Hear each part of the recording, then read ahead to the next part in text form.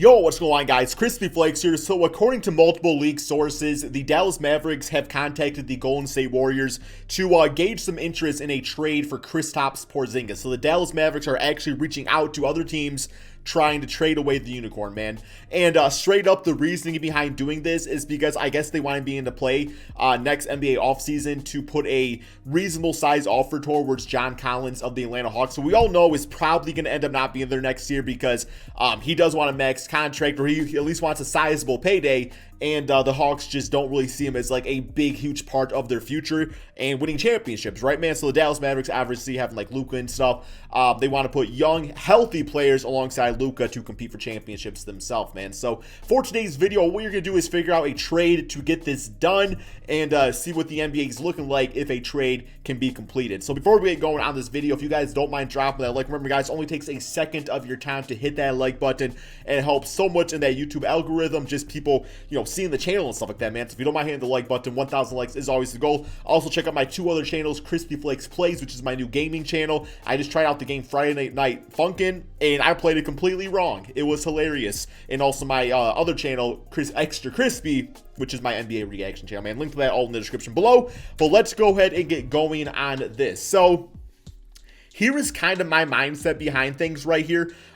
First and foremost, what I'm going to be doing for this video is actually a three-team trade. If you know for a fact that, if you're the GM of the Hawks, you know for a fact that John Collins is going to be getting a certain amount of money in free agency, more than you're willing to pay for him in restricted free agency, then I think you trade him right now. Because obviously, like, the Hawks are fine and stuff, but they're not winning a championship anytime soon. At least not this season, right? So I think you go out there and you get something with John Collins. Now, with that being said, in this three-team trade that we are going to develop, keep in mind, Hawk fans, that as far as leverage goes, it's either losing John Collins in free agency or getting something back for him. Sad to say, you're not going to get an equal star player back for him. That's just how the NBA and leverage works when it comes to the trade market, right?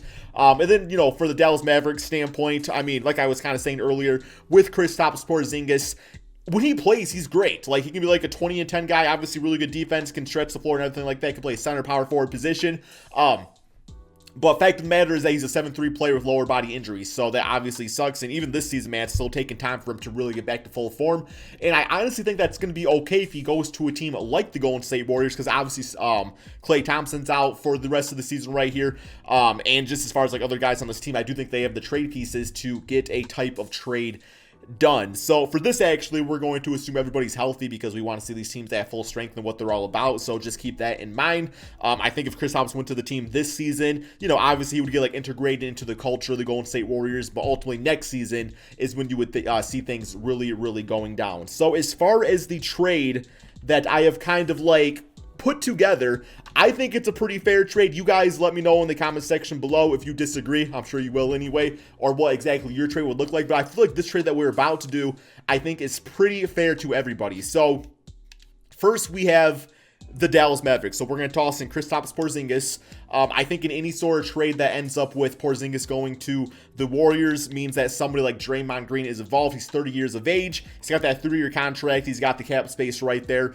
And quite frankly, with having James Wiseman at the center position, like, you're not going to bench James Wiseman. So I do think that means Draymond Green is probably going to a different team. It's just a fact of just changing things up a little bit, right, man? So we got them. And then obviously the other piece that's going to be involved in this type of trade would be John Collins of the Atlanta Hawks. Okay, so we got that right there. Now, that is the foundation of the trade, is not great yet. So I do think Draymond Green would end up going over to the Atlanta Hawks in this type of thing, and John Collins, obviously the Dallas Mavericks, with Kristaps to the Warriors. We got to add in additional pieces, right? So I also think in this case, the Dallas Mavericks would have to give up a guy like Tim Hardaway Jr. simply to make salaries work yet again. He's on an expiring deal. He's 28 years of age. Could help out some other teams out there too. So I actually have Tim Hardaway going to the Golden State Warriors in this type of trade too. The reason I have Tim Hardaway going over there is just because in the short term, he can replace Klay Thompson for right now in the backcourt as they try to make a playoff run. And then obviously you have Andrew Wiggins at the small forward spot. So with that being said, you're also looking at Kelly Oubre getting traded away. Obviously he's been playing the shooting guard spot this season, everything like that, but he would play the small forward position, and I have him going to the Dallas Mavericks. So Yeah, obviously, you know, the Mavericks in this case giving up Kristaps Porzingis when healthy as an all-star caliber player. The best player on this list, like I said, when completely healthy, also giving up a 17-point per game scoring Tim Hardaway. With Kelly Oubre, you get more athletic, you get younger by about 3 years, and he kind of just like solidifies that small forward position. Tim Hardaway's been playing small forward, but he's more of a shooting guard, right, man? So I think it makes sense just from a positional standpoint. And who else are we adding on here? Yes, we also have the Warriors giving up Kevon Looney, about a $5 million contract. This is simply just to make the books and everything like that all nice and clean out there. And he would end up going to the Hawks. And then over here, we have the Hawks giving up Brandon Goodwin. This is simply just to make, once again, makes things happen. And he will go to the Warriors. So you guys can see on the bottom of the screen, well, you can't see because I'm on the way right here, but it's valid all the way across. So Kristaps, Tim Hardaway to the Warriors.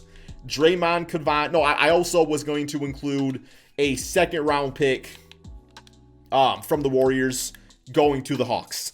I'm not saying that would be included, but, you know, I know it would make Hawks a little bit happier in this video, so I decided to toss it in there. Once again, not a ton of leverage. Basically, the Hawks out of this are getting Draymond Green, who would not be a max contract player, would allow them to free up more money into the going into the offseason stuff. Now, with that being said, too, like if you just want John Collins to walk into all the cap space, that's completely fine too. But I do think Draymond Green kind of fits into the culture what the Hawks want to do and brings that winner's mentality that I think would really help out Trae Young a lot, right, man? So yeah, that's what we have. We have Oubre, John Collins going to the Mavericks, and then we have Draymond, Kevon, yeah, all that stuff. You guys see the trade, right, man? So yes, we're gonna do this trade right here. We're gonna get the lineups going for every single team and see what it's all about. So looking at the Dallas Mavericks first, you're looking at a lineup of Luka Doncic, Josh Richardson, Kelly Oubre, John Collins, Willie Cauley-Stein. If you want to get crazy with it, you could probably put John Collins at center with Oubre at the forward spot, but defensively it's going to be atrocious and would not work. But I really do love this lineup for Luka, just because obviously him being such a dynamic point guard and stuff like that, you get two extremely athletic players to run in transition,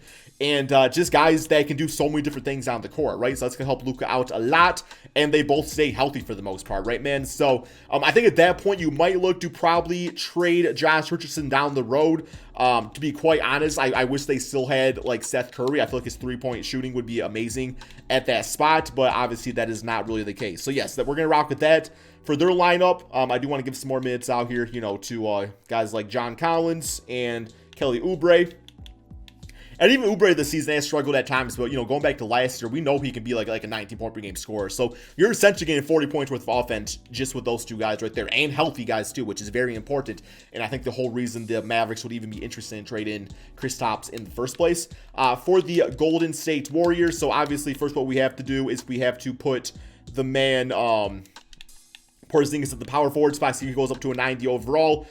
Andrew Wiggins would still be the starting small forward in my opinion, and for right now, you know, Tim Hardaway would put him at the shooting guard spot.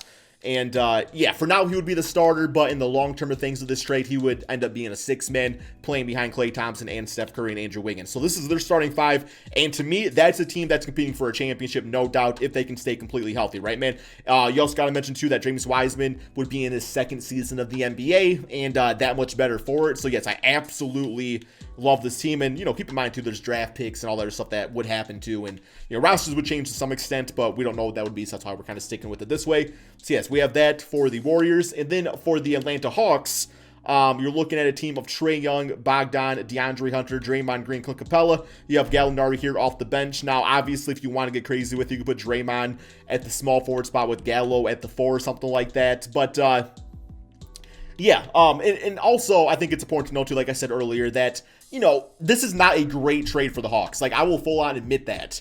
This is more so just getting something back for John Collins instead of letting him walk away. Like I said, if you're a Hawks fan, would you prefer he just walked away? You guys let me know as opposing it in Draymond Green, which is completely fine too. I have no issues with that whatsoever. I think that's completely valid, you know, to want to happen and stuff, man. So yeah, we got this over here for the Hawks lineup. I don't really expect them to make the playoffs with this team, but we'll kind of see about that. Make sure the minutes are all good here. Yeah, that looks fine to me. And yeah, man, let's go ahead and simulate this season. We will check out Kristaps on the Warriors, and we'll see what their record is all about.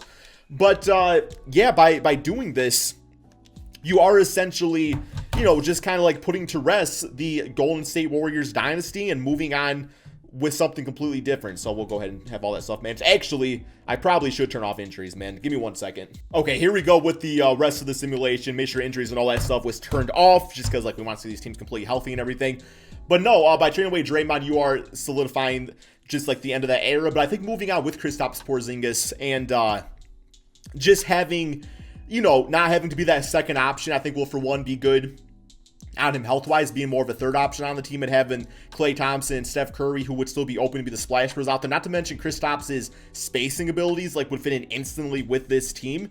So it's going to allow having all those shooters out there too, man. Allow, you know, penetration to the basket for Andrew Wiggins. I think it's a solid move just if you're trying to do something else. Now, obviously, Golden State Warriors and Draymond Green, like, they just go together. Like, when you think of the Warriors, he's one of the players you obviously think of over the past damn, like 10 years, whatever it's been that he's been on the team. So it would be sad to see that happen, but sometimes to stay competitive, you got to make those big-time moves, man. I still remember, you know, when Chauncey Billups was traded for Allen Iverson. You know, as much as I loved AI and stuff, Chauncey was my favorite player of all time.